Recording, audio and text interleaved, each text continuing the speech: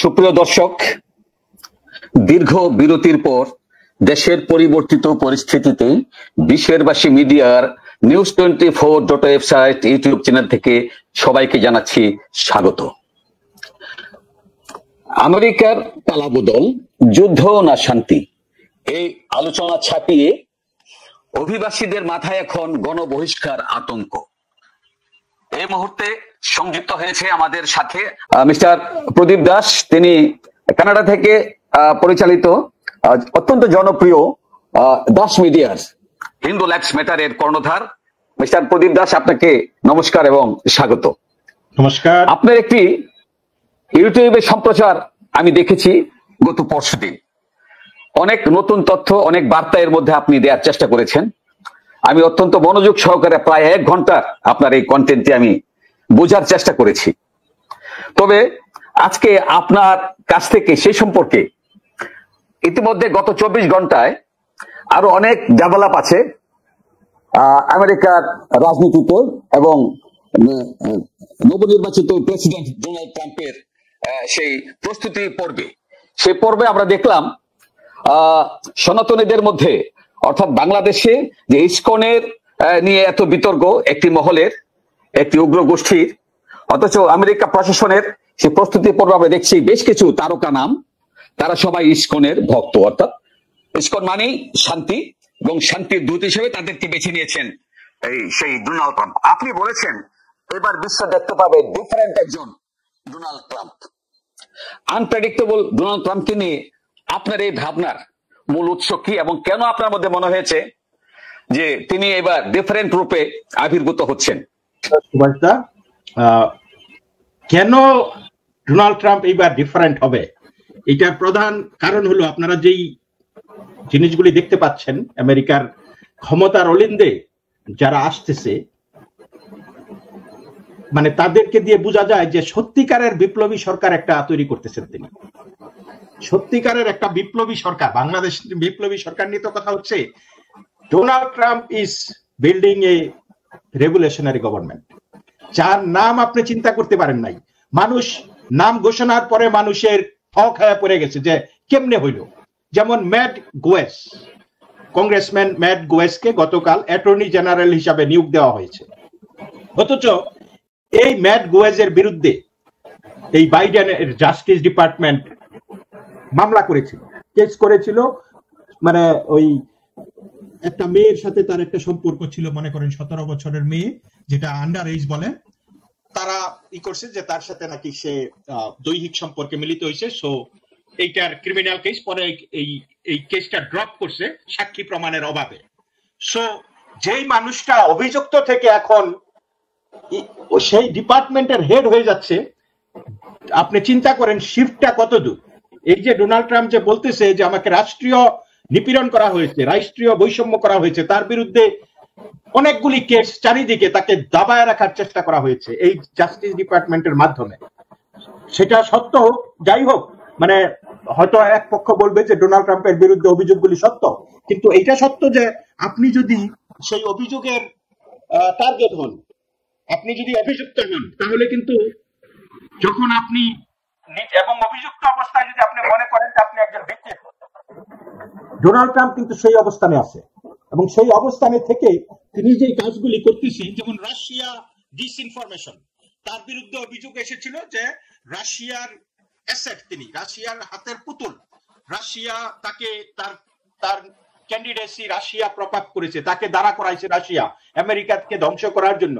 এবং সকল মিডিয়া, সকল মানুষ, এই ন্যাটো, ইউনাইটেড কিংডম সবাই বিশ্বাস করা শুরু করছে যে ট্রাম্প রাশিয়ার একজন অ্যাসেট। কিন্তু সেই জিনিসগুলিও কিন্তু তারা প্রমাণ করতে পারে নাই, শেষে তাদেরকে ক্ষমা চাইতে হয়েছে এই এলিগেশনের জন্য। সেই জায়গা থেকে ট্রাম্প যে ভুক্তভোগী, এখন কিন্তু সে এগুলির নিয়ন্ত্রক, বিষয়টা বুঝছেন।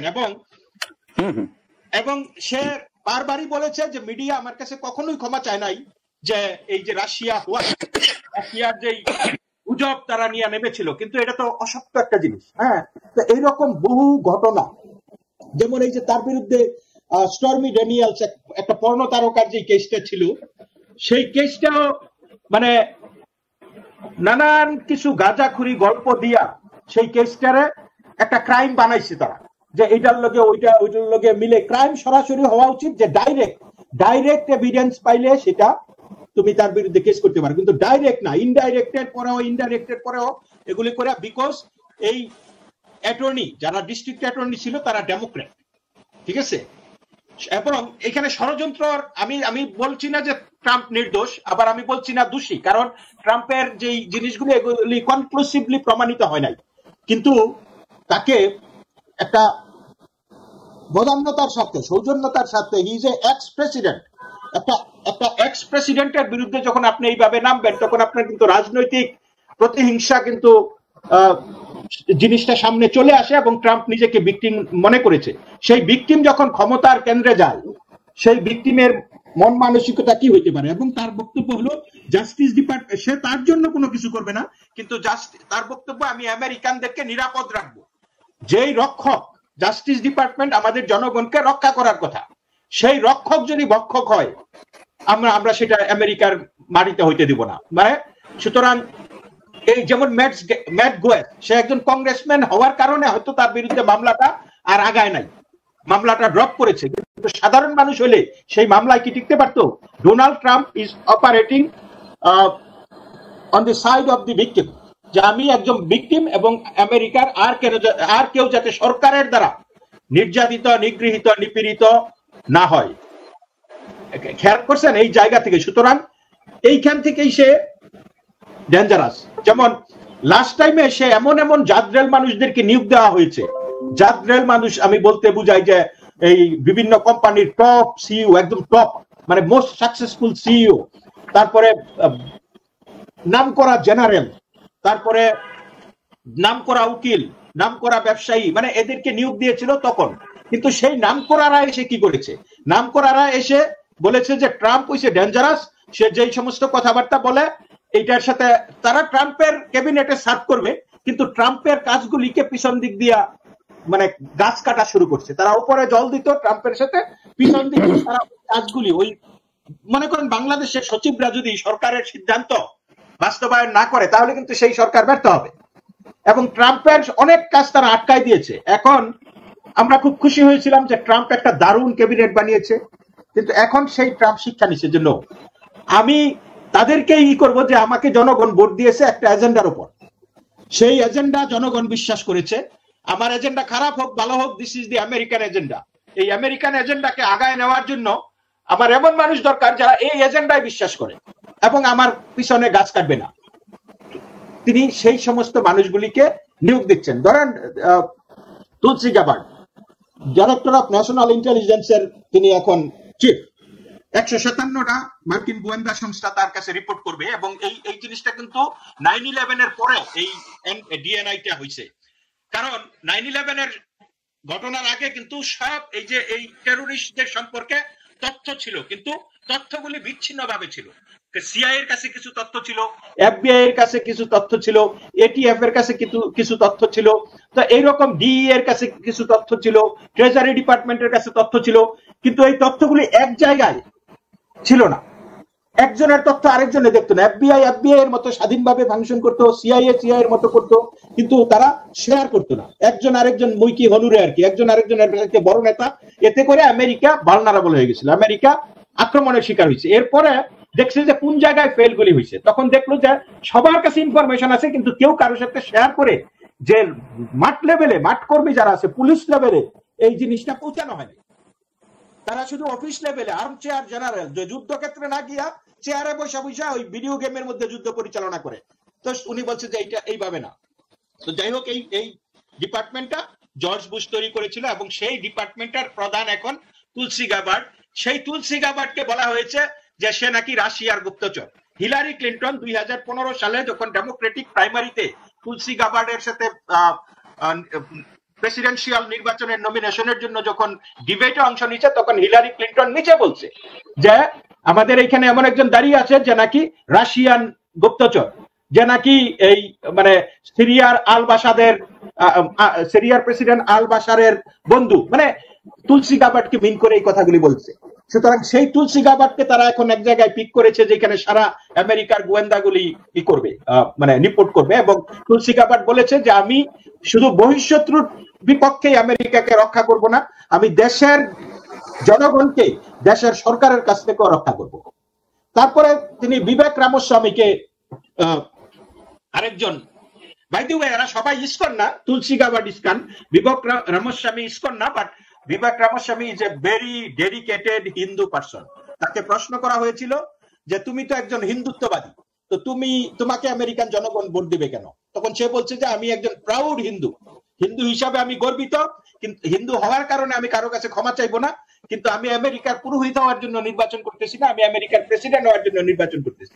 সেই বিবেক রামস্বামী, তাকে বলা হয় মিনি ট্রাম্প, ডোনাল্ড ট্রাম্পের মিনি ভার্সন হয়েছে বিবেক রাম। কারণ ডোনাল্ড ট্রাম্প যেইগুলি তার এজেন্ডা, তার থেকে এক ডিগ্রি উপরে হয়েছে এই বিবেক রামস্বামী, শুধু চামড়াটা ডিফারেন্ট আর কি। তো সেই বিবেক রামস্বামীকে দায়িত্ব দেওয়া হয়েছে আমেরিকান সরকারের যে ওয়েস্ট হয়, ফ্রড হয়, যে অপচয় হয়, সরকারের ডিপার্টমেন্ট অফ গভর্নমেন্ট এফিসিয়েন্সি, অর্থাৎ গভর্নমেন্টের কার্যকারিতা নিয়ে। এখন বিবেক রামস্বামী হয়েছে এই দেশে পড়াশোনা করে, এই দেশে জন্ম নিয়ে, তার হি ওয়াজ এ ব্রিলিয়ান্ট স্টুডেন্ট, তারপরে সে নিজের একটা কোম্পানি করছে, সে এখন বিলিয়নার, সেলফ মেড পারসন। তার কথা হলো গভর্নমেন্ট হইতে হবে, গভর্নমেন্ট মানে না প্রভু, গভর্নমেন্ট অফিসাররা মানে না যে জাতির কর্মকর্তা, গভর্নমেন্ট অফিসাররা হচ্ছে জাতির কর্মচারী।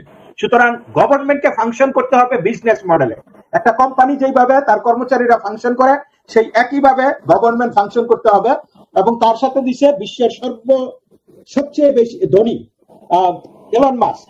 ইলন মাস্ক বলেছে যে আমাদের গভর্নমেন্ট এমন একটা জায়গায় গেছে, আমি এখন স্পেসে, মহাশূন্যে আমি একটা রকেট পাঠাইতে চাই, সেই রকেটটা বানাইতে আমার যত সময় লাগে তার চাইতে বেশি সময় লাগে সরকারের পারমিশন নিতে, ওই বানাইবো কিনা সেই পারমিশন নিতে এত সময় লাগে। সুতরাং এই আমেরিকা হইছে ইনভেন্টরদের দেশ, আবিষ্কারকদের দেশ।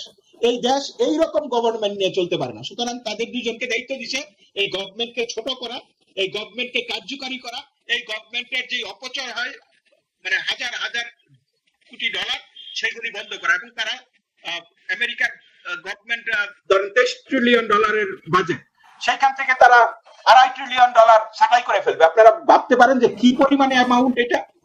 এবং তারা বলতেছে যে তারা সেটা করবে এবং গভর্নমেন্টকে ছোট করবে, গভর্নমেন্ট শুধু জনগণকে সার্ভিস দিবে এবং কুইক সার্ভিস। এই তাহলে বুঝতেই পারতেছেন যে কি যুগান্তকারী একটা পরিবর্তন আসতেছে।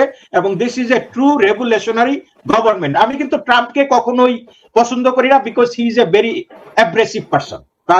তার কথাবার্তা আমার কাছে ভালো লাগে না। আমি জর্জ বুশ, রোনাল্ড রিগান টাইপের রিপাবলিকান, এবং আমি 4-5 বছর আগে আমি বলেছিলাম যে ট্রাম্প জেলে যাইব, এবং জেলে যাওয়ার অবস্থা, কারণ সে টু মাচ, সে এত কথা বলে, he has a very sharp mind, say very well connect করতে পারে জনগণের সাথে। দেখুন তারা ভোট দিয়েছে কারা, তারা কিন্তু ধনী শ্রেণী ভোট দেয় নাই, তারা শিক্ষিতরাও ভোট দেয় নাই, তারা ভোট দিচ্ছে শ্রমিক শ্রেণী, অশিক্ষিত, এই গ্রামের রুরাল মানুষগুলা, ঠিক আছে?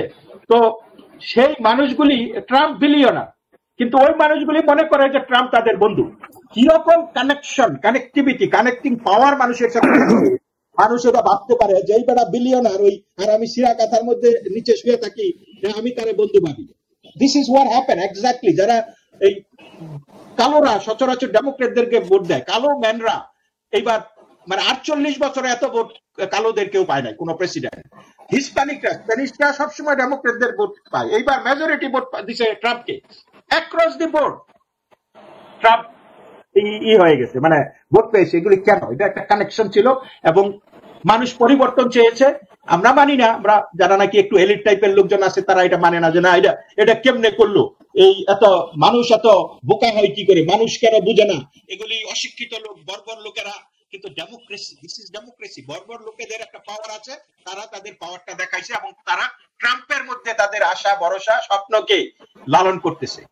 এবং সেই স্বপ্ন, এবং ট্রাম্প বুঝা গেছে যে আমার ওই এলিট দরকার নাই যারা আমার কথা শুনবে না, আমার তাদেরকেই দরকার যারা আমার এজেন্ডা বিশ্বাস করে এবং এই এজেন্ডা নিয়ে বাস্তবায়ন করবে। কারণ জনগণের এজেন্ডা এটা, জনগণ আমাকে ভোট দিয়েছে। এবং আমি মনে করি যে আপনি like it or not, people have spoken. আমেরিকার জনগণ সিদ্ধান্ত দিয়েছে, সুতরাং এটা আপনাকে মেনে নিতে হবে। আর নাইলে আচ্ছা, আমি আপনাকে এখানে একটু থামাতে চাই।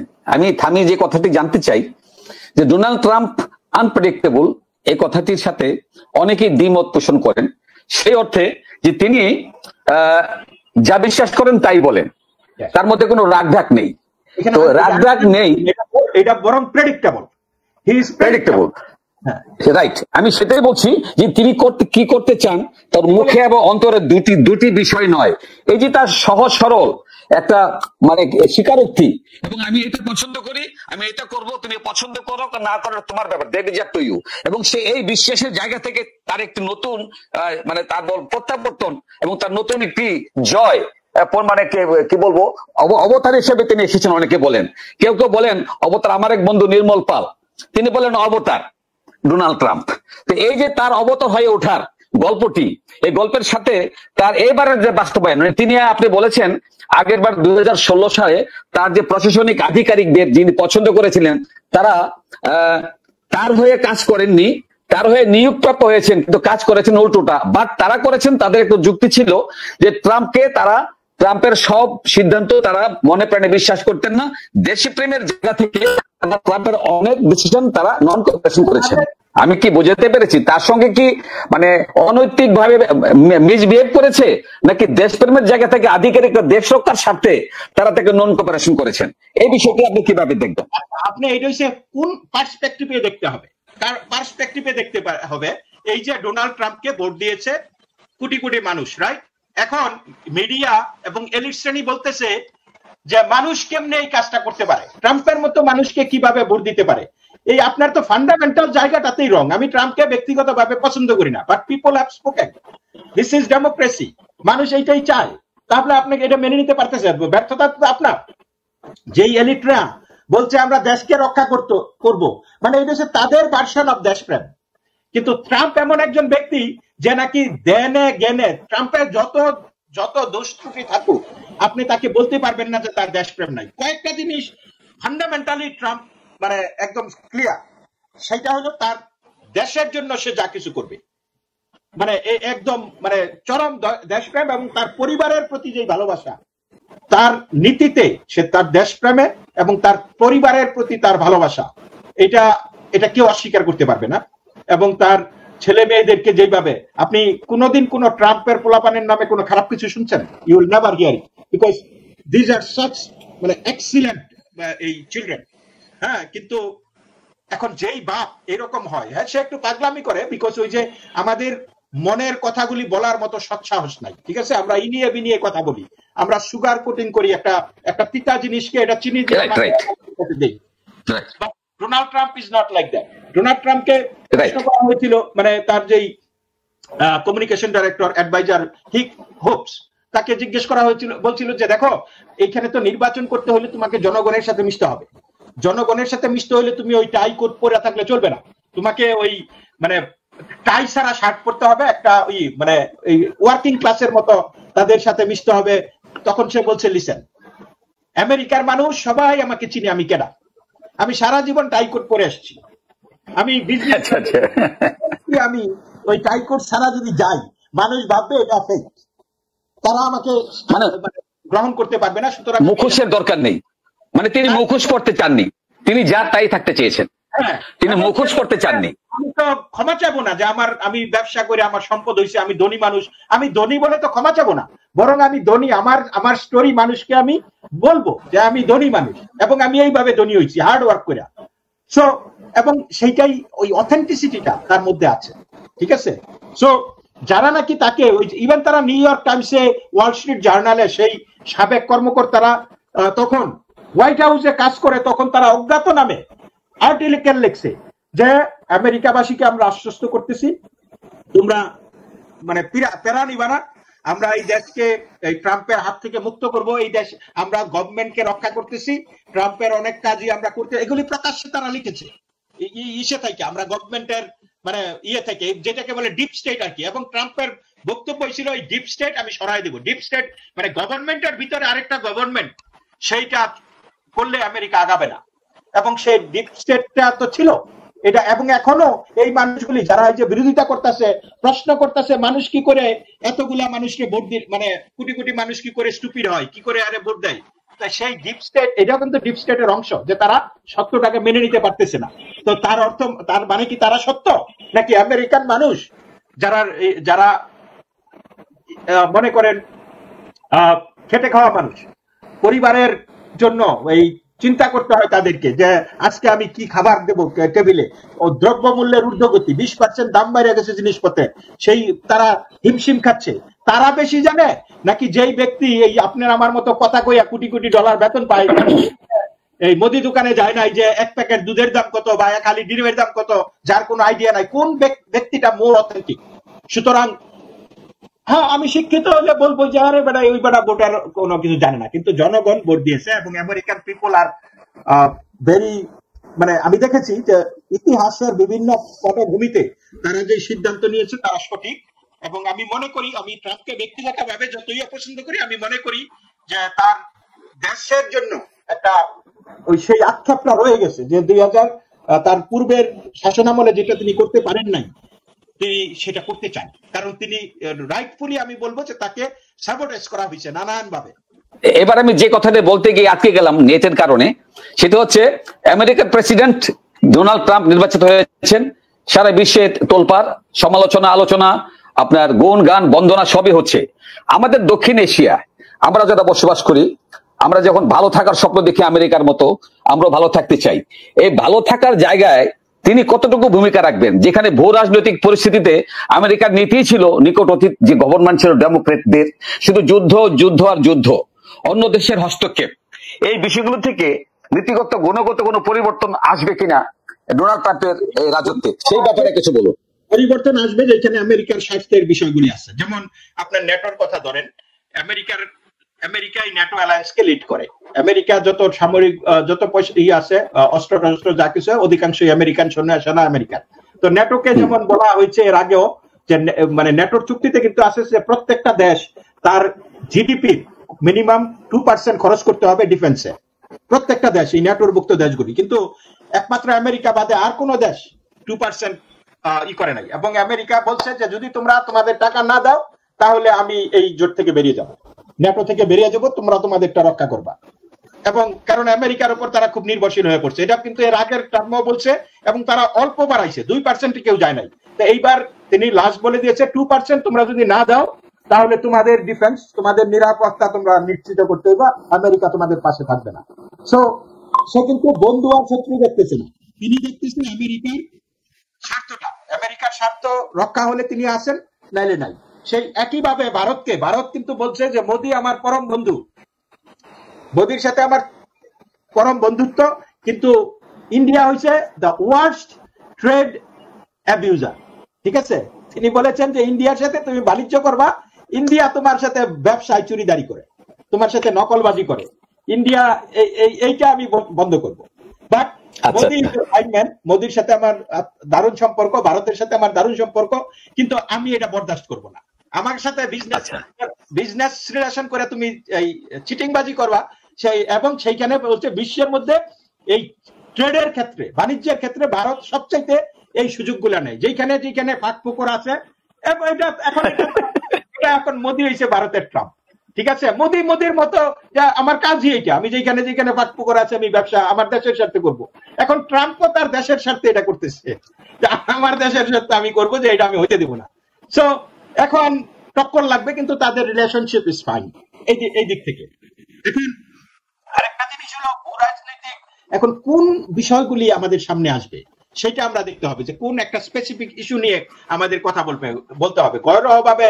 যেমন তিনি চায়নার ব্যাপারে, যে চায়নাকে বলেছে যে চায়না এই আমাদের, তারা তাদের জিনিসপত্র তৈরি করে, ইভেন চায়না মেক্সিকোতে একটা বিশাল গাড়ি ফ্যাক্টরি বানাইছে, এই গাড়িগুলি এক্সপোর্ট করবে আমেরিকাতে।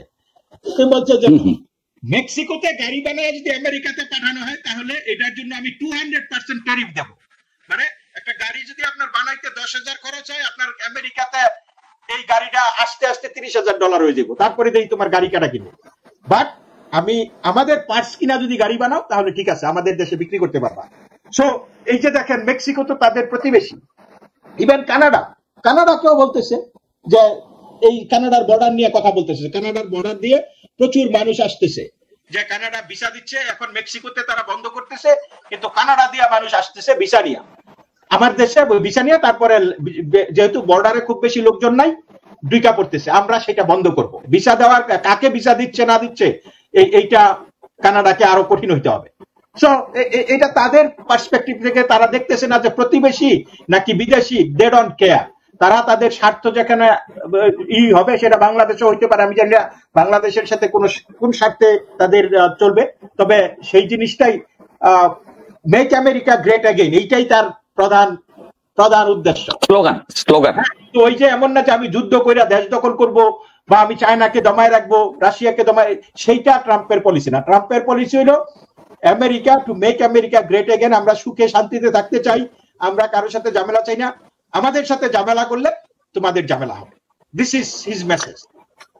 এখন বাংলাদেশের ব্যাপারে তার বেশ কিছু উক্তি আলোচিত চর্চিত হচ্ছে।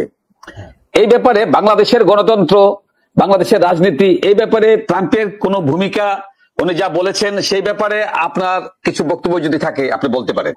হি উইল অ্যাবসলিউটলি এই জিনিসগুলি তুলে ধরবে। সেই হিন্দু মানে পিসফুল মানুষদেরকে উনি ভালোবাসেন, এটা নিঃসন্দেহে, মানে যারা উনি জানেন, এবং সে ওনার যে বক্তব্যটা দিয়েছে, অনেকে বলছে এটা মোদি কারসাজি করে তারা দিয়ে দেওয়াইছে। মোদির দেওয়ানের লাগে না, মোদির মানে এখন হোয়াইট হাউসের ইনার সার্কেলে প্রচুর হিন্দু মানুষ আছে। আপনি ক্যাশ প্যাটেলের নাম শুনবেন, আপনি এখনো শুনতেছেন না, খুব শীঘ্রই ক্যাশ প্যাটেল নামে একটা লোকের নাম শুনবেন, মানে কাশ্যপ প্যাটেল। মোদির ব্রেইনের একটা জায়গায় বসে আছে সেই কাশ্যপ প্যাটেল। মানে আপনি এখন তো ট্রাম্পের বলতেছে পাগলামি করতেছে, এই করতেছে, বিপ্লবী সরকার বানাইতেছে, আপনি দেখেন না সে কোন জায়গায় কাশ্যপ প্যাটেলের নাম যদি ঘোষণা করে, দেখেন মিডিয়া কি শুরু করে দেয়, বলবে যে এটা পুরা কি বলবে, মানে এমনি তো হিন্দুত্ববাদী থেকে তারা খারাপ টান মনে করে, কিন্তু ওইভাবে মানে কাশ্যপ প্যাটেল সম্পর্কে কি বলে, কিন্তু this people are nationalist people, they love their country and also they love their background. তাদের ধর্মের প্রতি আঘাত আসলে, ধরেন কাশ্যপ প্যাটেল হয়তো সে পেন্টাগনের চিফ অফ স্টাফ ছিল, কিন্তু সেই কাশ্যপ প্যাটেল কিন্তু ট্রাম্পের আমলে ছোট্ট একটা কর্মচারী হিসাবে একটা অফিসে জয়েন করছে। তারপরে তার যে ক্যারিজমা, এই ক্যারিজমা দেখাইতে দেখাইতে তিনি বিভিন্ন জায়গায় চলে গেছে, এবং সর্বশেষে তিনি পেন্টাগনের চিফ অফ স্টাফ হয়েছিলেন। এখন তাকে কথা হচ্ছিল যে কাশ্যপ প্যাটেলকে হয়তো এফবিআই এর ডাইরেক্টর বানাবে অথবা সিআইএ এর ডাইরেক্টর বানাবে। যদিও আমরা জেনে গেছি সিআইএ এর ডাইরেক্টর অলরেডি উনি একজনকে ঘোষণা দিয়ে দিয়েছেন। কাশ্যপ প্যাটেল কিন্তু এখনো সাইডে আছে। কাশ্যপ প্যাটেলটা কোনো পোর্টফোলিও না দিলেও তিনি হয়তো তার স্পেশাল অ্যাডভাইজার বানাবে। অ্যাডভাইজারদের ভূমিকা কিন্তু আপনাকে বলে যে ব্রেইন, দ্য গভর্নমেন্টের ব্রেইন অ্যাডভাইজাররা আপনি দেখবেন না, কোনো বক্তৃতাও দিবে না তারা, কিন্তু কামের কামটা তারা করবে, ঠিক আছে? সেখানে আপনার পুরা গভর্নমেন্ট যেইভাবে বলবে, যে গভর্নমেন্টের কাছ থেকে যে কথাগুলি শুনতেছেন, আপনার অ্যাডভাইজারের কাছ থেকে তার চাইতে বেশি ইনফ্লুয়েন্স হবেন আপনি। তো এই মানুষগুলা তারা কিন্তু বাংলাদেশ সম্পর্কে অবগত। এই যে তারা যতই বলুক, যে যেমন শেখ হাসিনা আগে বলতেন যে বাংলাদেশ আওয়ামী লীগ না থাকলে জঙ্গিদের হাতে চলে যাবে, যেটা ইন্ডিয়ারও ভয়। আমি বলছি না যে জঙ্গিদের হাতে চলে যাবে, কিন্তু there is a lot of elements বাংলাদেশে যারা নাকি জঙ্গিপনার সাথে যুক্ত না হলেও জঙ্গিপনার কে গ্রহণ করতে অসুবিধা নাই। আমার চ্যানেলেই অনেকে কমেন্ট করে আফগানিস্তান তো ভালোই আছে, তাহলে আফগানিস্তান হইলে দোষ কি? যারা দেশকে আফগানিস্তান বানাইতে চায়, মানে এইরকম এলিমেন্ট বাংলাদেশে যথেষ্ট পরিমাণে আছে।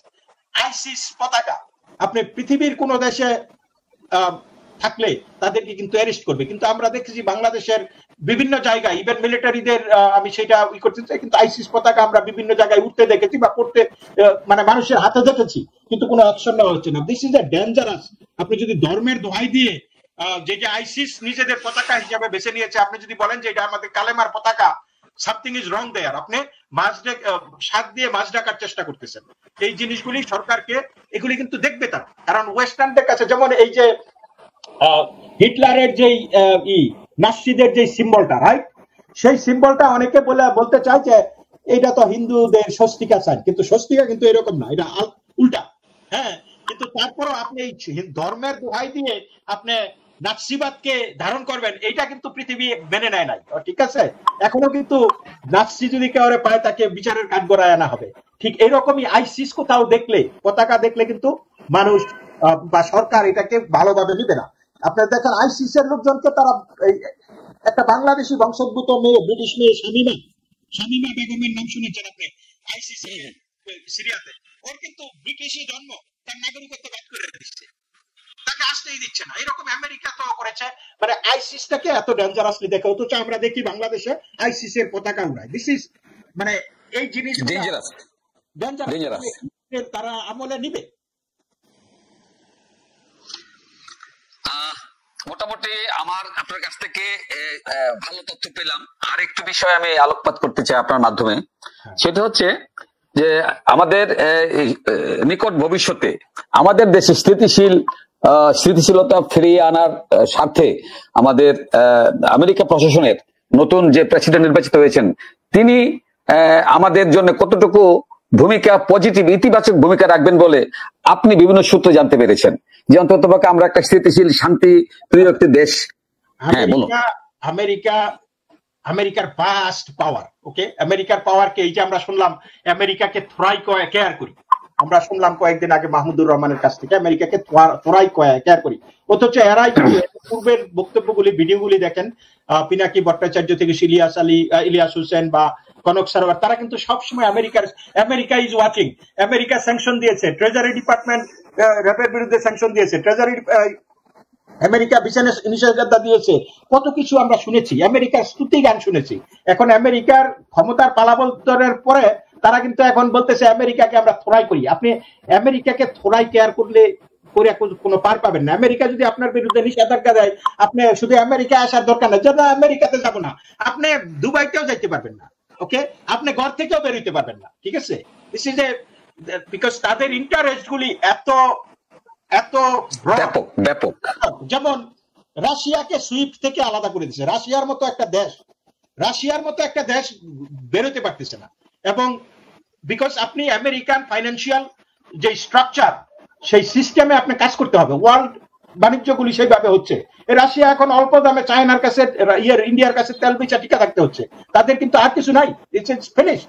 তো এবং এই যুদ্ধের পরে দেখবেন, এখন তো আপনি আসল ঘটনা জানতে পারতেছেন না, যুদ্ধের পরে দেখবেন যে রাশিয়ার কি অবস্থা, ঠিক আছে?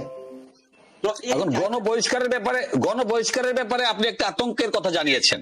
আচ্ছা, গণবহিষ্কার এই ব্যাপারে আপনি কি আশ্বস্ত করতে চান আমাদের দেশের যারা বসবাস করেন দক্ষিণ এশিয়ার? He will do it definitely. সে প্রথম টার্মে পারে নাই, এইবার পারবে, এইবার করবে। এবং আপনি দেখবেন যে এইবার কিন্তু সে কথা কম কইতেছে, আগে কথা বেশি বলতো, যেগুলি তারে বুমারাং হইছে। এইবার সে কথা কম বলতেছে এবং সে কাজটা করবে, তার কারণ অতীত থেকে যথেষ্ট তার ভুল ছিল অনেক। সে ওই নিজের ইনার কোর, নিজের লোকদের প্রতি বিশ্বাস না রাখে সে বাইরের লোক আইনা সরকার চালাতে চাইছে, যাদের লোক আইনা যে আমি যেমন বস, এরা আমার কামগুলি করবে। কিন্তু ওই বেড়ারাও কিন্তু বস, এরা কিন্তু কেউ ছোটখাটো কর্মচারী ছিল না, এরাও বস। সুতরাং বসের কথা মানবে কেন? আমি যদি নিজের বস মনে করি, আরেক বসের কথা তো মানবো না। তো এইবার তিনি টসের দিকে যান নাই, তিনি নিজের মতো করে কাজ করতেছেন এবং তিনি করবেন। কথা হলো কি পরিমাণে করবে? তারা বলছে কোটি কোটি মানুষকে আমরা তারাই দিব, বাট এত মানুষ আছে যেগুলিকে আপনি তাড়ানো সম্ভব না। এবং তারাইতে গেলে আপনি যদি কত লক্ষ ফ্লাইট লাগবে, কত টাকা খরচ হবে, কত মানুষ লাগবে এদেরকে ধরার জন্য, এদেরকে এই জেলে রাখার জন্য সেই পর্যাপ্ত জায়গা লাগবে। তারপরে অনেক মানুষ আবার তাদের কারো বউ সিটিজেন, কারো বাচ্চা সিটিজেন, আপনি তাদেরকে এই ধরতে গেলে আপনার কোর্ট আটকায় দিবে। সো এইটা নিয়ে তাদেরই ভাবনা হওয়া উচিত, যারা ব্যাড গাইস, ওকে, যারা নানান ক্রাইমের সাথে জড়িত। এবং আমাদের বাংলাদেশিদের মধ্যে আমি বলবো, আমি বাঙালির চরিত্র হরণ করতে চাই না, কিন্তু বাঙালিদের মধ্যে একটা লোভে পড়ে তারা অনেক কিছু করতে পারে, তারা অনেক অন্যায়, তারা অনেক অবৈধ কাজকর্ম করে, যেগুলি খুবই দৃষ্টিকটু, লজ্জা পাই। যেমন সাবুয়ের বাড়ামারা, একজন দেখতেছে আরেকজনের পিছনে এই ঠেকাঠেকি করে ঢুকে পড়া আর কি। ধরেন একটা কলাপসেবল গেট আছে, গেটের মধ্যে একজন যাওয়া যায়, তার মধ্যে ঠাইসা আপনি চিপাইয়া করে দুইজন ঢুকে গেলেন, ভাড়া দিছে একজনে কিন্তু আরেকজন ঢুকে গেছে, এটা কিন্তু তারপরে জাপ করে নিচ দিয়া যায়। তারপরে অনেকগুলি জিনিস আছে, মানুষ না দেখলে ভাবে যে হয়তো আমাকে দেখলো, তারা এগুলা করে। তো এদের জন্য আমি বলবো, যারা নাকি ফ্রড করে, যারা নামে বেনামে সরকারি সুবিধা নেয়, বা যারা এই যে কোনো ধরনের ক্রাইম, আমেরিকাতে একটা আছে, ল আছে, এটা কিন্তু ট্রাম্প নতুন করে ল বানাবে না, এই ল গুলি আছে, ল গুলির প্রয়োগ হয় না। আপনি যখন প্রথম দিনই আইসা সে করবে কি, ধরেন 200-300 এক্সিকিউটিভ অর্ডার দিবে, নির্বাহী আদেশ দিবে, এবং সেই নির্বাহী আদেশগুলি কিন্তু কোনো আইনের উপর ভিত্তি করে দিতে হবে, এবং সেই নির্বাহী আদেশে যা বলবে সেটা সাথে সাথে পালন করতে হবে।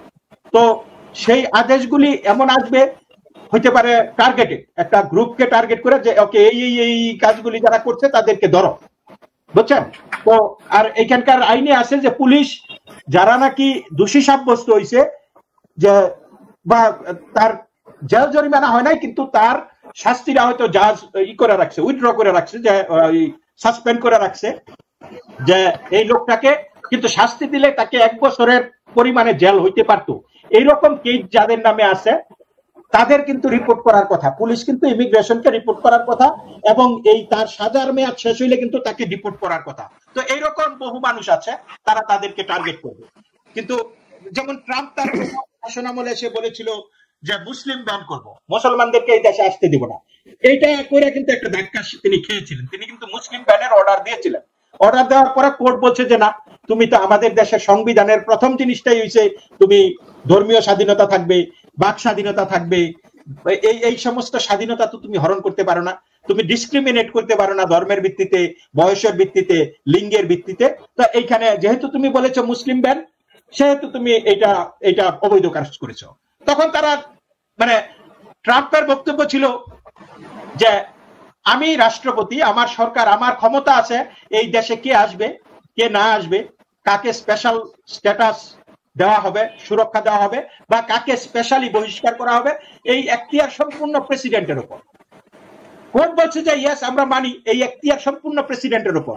কিন্তু প্রেসিডেন্ট বাইচা যে আমি 80 বছরের উপরে এই বুড়াকে, আমার এই বুড়ারা কোনো কামে লাগে না, এদেরকে আমি বহিষ্কার করে দিব, আমি মুসলমানদেরকে বহিষ্কার করে দিব, এইটা আপনি করতে পারবেন না। আপনার এই ক্রাইটেরিয়া নন রিলিজিয়াস হইতে হবে, নন ডিসক্রিমিনেটরি হইতে হবে, যে এটার মধ্যে কোনো ম্যালিস নাই, আপনার কোনো ঘৃণা নাই। কিন্তু আপনি বক্তব্য আপনার এখন আপনি বলতেছেন যে আপনার এখতিয়ার আছে, কিন্তু আপনার নির্বাচনী বক্তব্যগুলি আমরা দেখেছি, আপনি বলেছেন মুসলিম ব্যান দিবেন, তা মুসলিম ব্যান তিনি টিকাইতে পারেন নাই, এটা বাতিল হয়ে গেছিল। কিন্তু এইবার তো তিনি এগুলি বলেন নাই, তিনি আবার সেই আর্গুমেন্ট নিয়ে যাবে যে আবার আমি রাষ্ট্রপতি, দেশের স্বার্থে, দেশের সুরক্ষার স্বার্থে, জনগণের সুরক্ষার স্বার্থে তিনি বলতে পারে যে একটা ক্রাইটেরিয়া দিল, মনে করেন যে যারা নাকি আমেরিকাতে আইসা ওভারস্টে করছে তারা থাকতে পারবে না।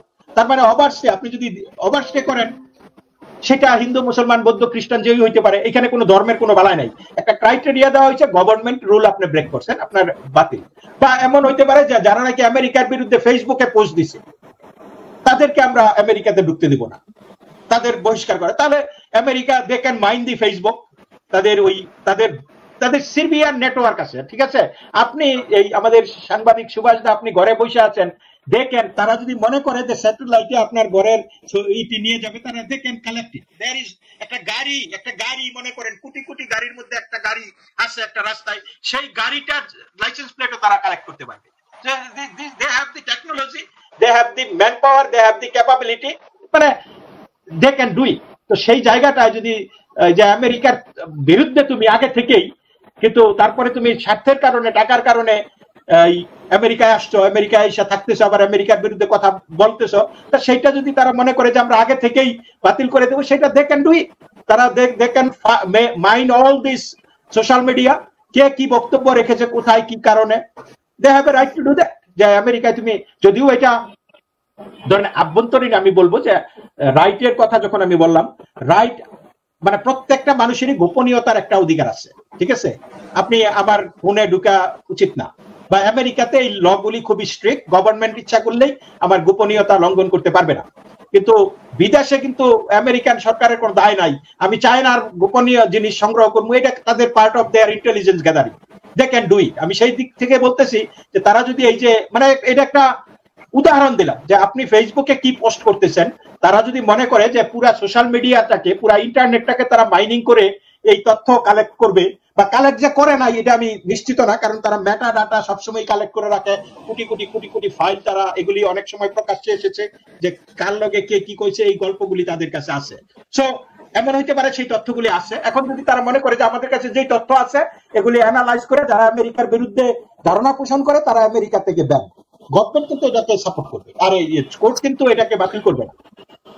আরেকটি জিনিস, কনভিক্টেড মানে একদম ক্রিমিনালদের, কনভিক্টেড যারা নাকি একে স্বীকারোক্তিমূলক এরকম কনভিক্টেড আসামি আছেন, দেশান্তরিত এখানে নিরাপদ আশ্রয় আছেন, এই বিষয়গুলোকে নীতিগতভাবে রাষ্ট্র পলিসিতে কোনো পরিবর্তন আসবে কিনা?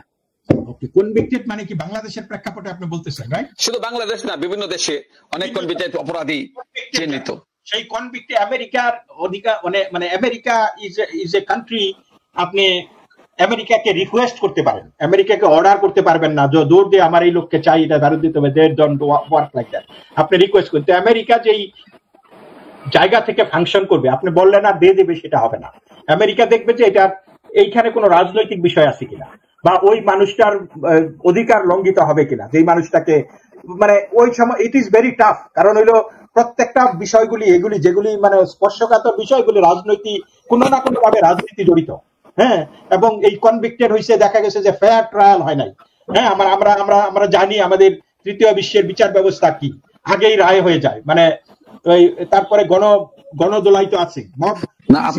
আপনি তো গণহারে বলতে পারেন না যে এখানে মানে অ্যাবিউজ হয়েছে, এখানে পলিউটেড হয়েছে, গণহারে বলতে পারেন না। মানে একেবারে জেনুইন বিচার এবং দৃশ্যমান ঘটনা, একজন অপরাধী আপনি জানেন, নিজেও জানেন, বিশ্বাস করেন এই লোকটা অপরাধী। এখন আপনি এটাকে কিভাবে আপনার কাছে এটা মনে হবে? এটা মনে হতেও পারে, না হইতে পারে, অনুমান। এটা আমেরিকা দেখবে, যেভাবে দেখবে সেটা তারা তাদের স্বার্থ দেখবে যে এই লোকটাকে আমার জন্য কাজ করছে কিনা, আমার সাথে কাজ করতে, আমার স্বার্থের পক্ষে কাজ করতে গিয়া এই মানে সে একটা অন্যায় করছে কিন্তু আমার স্বার্থের লোক কিনা, মানে এই সমস্ত অনেক কিছু বিবেচনা নিয়েই আমেরিকা বা তার কি হইতে পারে, যে আমি মনে করি যে এই লোকটাকে আর 5 বছর জেল দিয়ে ছেড়ে দেওয়া উচিত, তার যথেষ্ট শাস্তি হয়েছে। এখন যদি মনে করে যে না এই লোকটাকে 25 বছর জেল দেবে, এই লোকটাকে ফাঁসি দেওয়া হবে, আমেরিকা সেই সব জায়গায় তারা এগ্রি করবে না। অনেক ধন্যবাদ প্রদীপ দাস। আমরা তো দূরে থাকি, এত কিছু জানিও না, আপনার মাধ্যমে দেশবাসী বিশ্ববাসী জানলো অনেক কিছু। তবে স্বস্তির ব্যাপার হচ্ছে যে দক্ষিণ এশিয়া বা আমরা বাংলাদেশের যে সমস্ত হিন্দু মুসলিম সেখানে বসবাস করেন, এইসব অভিবাসীদেরকে গণহারে বহিষ্কার করবেন না, সেটি আমাদের প্রত্যাশা। প্রত্যেকেই যেন তাদের নাগরিক অধিকার, মানবিক অধিকার লঙ্ঘিত হয় এমন কিছু সিদ্ধান্ত থেকে দূরে থাকবেন ডোনাল্ড ট্রাম্প এবং তার প্রশাসন, সেই প্রত্যাশা রেখেই আমরা চাই। মানবিক অধিকার, নাগরিক অধিকার, আপনি আমেরিকাতে অলরেডি যখন আপনি অবৈধভাবে আছেন, you are already committing a crime. আপনি অবৈধভাবে যখন ঢুকতেছেন আপনি কমিটিং এ ক্রাইম, ঠিক আছে? আপনাকে আমেরিকা একটা সিগনেটরি, জাতিসংঘের এই কনভেনশন এগেইনস্ট টর্চার, হ্যাঁ, তারা আপনাকে সেই প্রোটেকশনটা দিবে। কিন্তু তার বাইরে মানে যারা নাকি আশ্রয় চাচ্ছে, রাজনৈতিক আশ্রয়, ধর্মীয় আশ্রয়, যা আমি বাংলাদেশের হিন্দু বৌদ্ধ খ্রিস্টানরা এসে বললো যে আমরা নির্যাতিত, তাকে সাময়িক আশ্রয় দিবে এবং সে প্রমাণ করবে সে নির্যাতিত, তারপরে তারা তাকে পার্মানেন্টলি থাকতে দেবে। বা কোনো রাজনৈতিক কি হইলে আইসা বলবে আমি রাজনৈতিক কারণে আশা করছি, সে যদি প্রমাণ করতে পারে সে থাকবে। তা মানে মার্কিন প্রশাসন এই ব্যাপারে কিছুই করবে না, কিন্তু আপনি অবৈধ কাজ করবেন এইখানে আইসা, হ্যাঁ, as a foreigner you have no right to stay. আপনি আমার দেশে আসছেন, বৈধ থাকতে, বৈধ মানে শুধু নিজে বৈধ না, বৈধতার সাথে। ধরেন আপনি আসলেন আইসা ঢুইকা আপনার কোনো কেস নাই, you have no claim against torture বা পারসিকিউশন, তাহলে আপনি এটা কি মামার বাড়ি যে আপনি এখানে থাকবেন আর আপনাকে তাড়াই দিলে এটা মানবাধিকার লঙ্ঘন হবে আপনার বাড়িতে? Just let me give you an example. আপনি এখন আপনার অ্যাপার্টমেন্টে আছেন, আপনি কি একজনকে রাস্তা থেকে একজন আইসা আপনার ঘরে ঢুকলে আপনি কি তারা অ্যালাউ করবেন আপনার ঘরে বসে থাকতে? আপনি করবেন না তো, তাই না? অবশ্যই না, তাই না? আপনি তো তাদের স্বাধীনতা হরণ করতেছেন, আপনি আজকে যান এই রুরাল এলাকাগুলিতে, এরকম বহু গুলির ইন্ট্রুডারকে মানুষ যাচ্ছে, হয়তো ওই গৃহকর্তা মানে ঘুম থেকে উঠছে, সেই হয়ে গেছে যে হঠাৎ করে দরজার সামনে কে কোন লোক মানে আমি জানি না, তার সে জীবন সংখ্যা বোধ করছে, গুলি করে মেরে দিছে, অথচ নিরপরাধ একটা লোক। কিন্তু এখানে কি এই লোকটা তার সেফটির জন্য, তার পরিবারের সেফটির জন্য সেটা করছে। এখন আমেরিকাতে আমরা দেখতেছি যে বহু মানুষ আসতেছে, তারা ক্রাইম করতেছে, বাচ্চাদেরকে রেপ করতেছে, তারা ড্রাগ বিক্রি করতেছে, ইভেন অ্যাপার্টমেন্ট বিল্ডিং এই কিছু গ্যাং আছে তারা দখল করে নিচ্ছে, অ্যাপার্টমেন্ট বিল্ডিং এ অন্য মানুষ আসতে যেতে পারে না। মানে এরকম, এটা কি টলারেট করবে? আপনি তো এই দেশে এসে আপনি সন্ত্রাস কায়েম করতেছেন, তাহলে এরা আপনার মানবাধিকারের কথা চিন্তা করবে কেন? সেটি ডিফারেন্ট ব্যাপার, কিন্তু যেরকম আতঙ্ক ছড়াচ্ছে যে গণহারে বহিষ্কার করবেন, এই বিষয়টি সবার আতঙ্কের ব্যাপার হয়ে দাঁড়িয়েছে। এই ব্যাপারটি যদি সচেতন ভাবে যারা ক্রিমিনাল, যারা অপরাধী, যারা ডিস্টার্বিং এলিমেন্ট দেশের থেকে দেশের ক্ষতির চিন্তা করেন, তাদেরকে বহিষ্কার করবেন, এটা তো সব দেশেই সম্ভব। আমরা সেটি প্রত্যাশা করি। অনেক ধন্যবাদ প্রদীপ দাস, আবারও দেখা হবে কোনো একটি বিষয়ে, সেই প্রত্যাশা রেখে সুপ্রিয় দর্শকরা সবাই ভালো থাকেন, দেখা হবে আরেকটি বিষয়ে আরেকদিন, কোনো একদিন। অনেক ধন্যবাদ।